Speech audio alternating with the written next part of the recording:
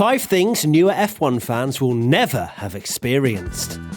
With Formula 1 ever growing in popularity, I thought it'd be a bit of fun to look back, but don't worry, I'm not going all the way back to the 1950s, and give newer F1 fans a bit of an insight into what they will have never experienced. I'm kind of going by my lifetime as a general rule, so only 20 or so years. I'm definitely not turning 30 this year. We do love a complain and a moan about things not being right in Formula 1, me included, but some of these on this list really make you think, okay, fair enough, the sport is in a pretty good place right now. Here are 5 things newer F1 fans won't have experienced.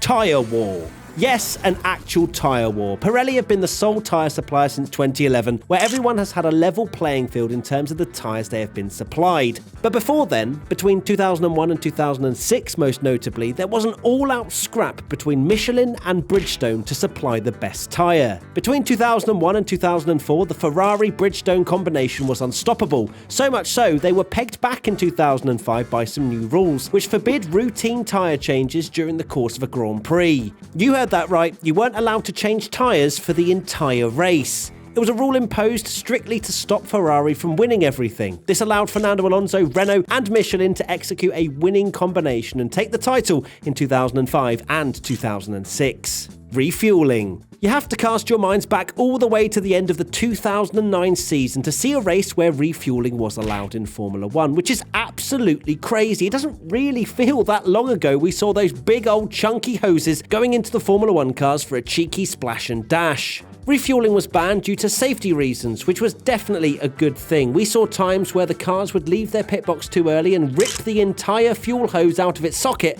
or where fuel was spilt in a pit stop and the entire car went up in flames. Those moments were incredibly scary, and in my opinion, it was a very good choice to ban doing something so dangerous in a sport where everything is rushed to get to the finish line in the shortest time possible. The drivers obviously weren't thrilled that they had to have their car carry the entirety of the fuel load for the whole race due to the weight of the car at the start. Romain Grosjean even said back in 2020 that having refueling would help the Pirelli tyres from overheating by being 60 or 70 kilograms lighter. He has a point, but safety comes first. Right, come on, why are we still having this conversation? You haven't subscribed to the WTF1 YouTube channel yet. We're pumping out Formula 1 content. Please subscribe now. Love ya.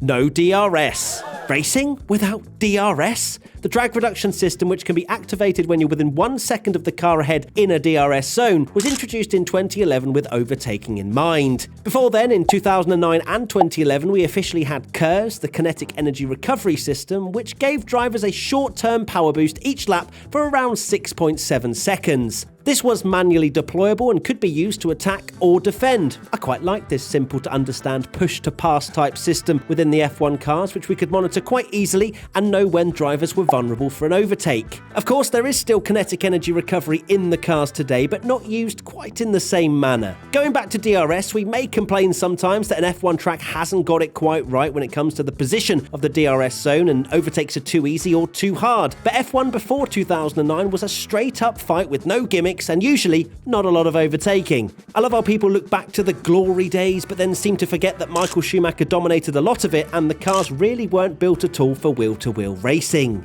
Terrible qualifying formats. Oh, don't even get me started on the qualifying formats Formula 1 used to have back in the day. If you have your criticisms of qualifying in this day and age, I respect your opinion, but your opinion is wrong. God, I sound like Twitter, don't I? We could have it much, much worse. In 2016, F1 tried a new elimination qualifying format, which, my God, was one of the worst things ever. Every 90 seconds, the slowest F1 driver would be eliminated from qualifying, very much like a last driver standing. Random drivers were being knocked out because they couldn't get round in time to start their lap. The whole thing was chaos, but not good chaos. Thankfully, it only lasted for 2 races. Another example of terrible qualifying formats was aggregate qualifying, where a driver's grid position would be decided by 2 single-lap qualifying runs added together. One run on Saturday with quali fuel and one on Sunday with race fuel, when refueling was allowed, of course. Unfortunately, because they had to get qualifying done on the Sunday before the race, it was on at pretty early times, so no one really watched. Murray Walker.